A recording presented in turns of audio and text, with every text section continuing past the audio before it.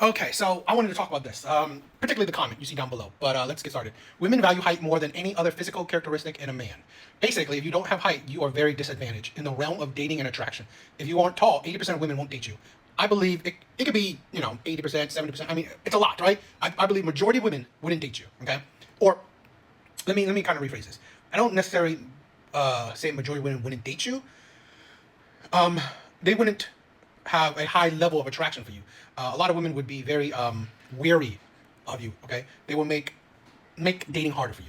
Okay, you will have to prove yourself in other ways if she even gives you a chance, right? If she even would date you. So, but whatever your opinion is, I believe this is true, right? I have another video that literally a woman said this man is attractive, right? Just to listen to his personality, right? It was a blind date. She was talking to him and said that he's attracted by his personality. Took off her blindfold and said that he's attractive, but she wouldn't date him because he's short or he's about her height. So it is true, right?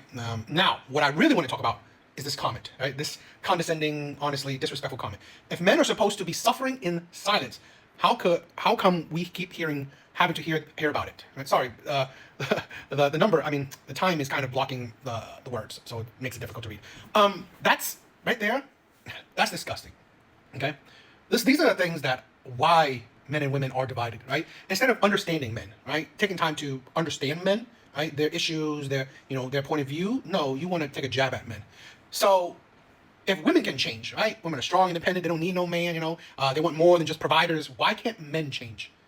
Why should men suffer in silence anymore? Why should today in modern day age, why must men suffer in silence?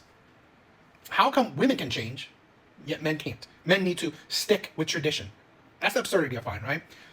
In today's day and age, if men voice their opinions, they're sassy, okay? They want princess treatment. They're feminine. If they voice their grievances, voice their opinions, men are feminine.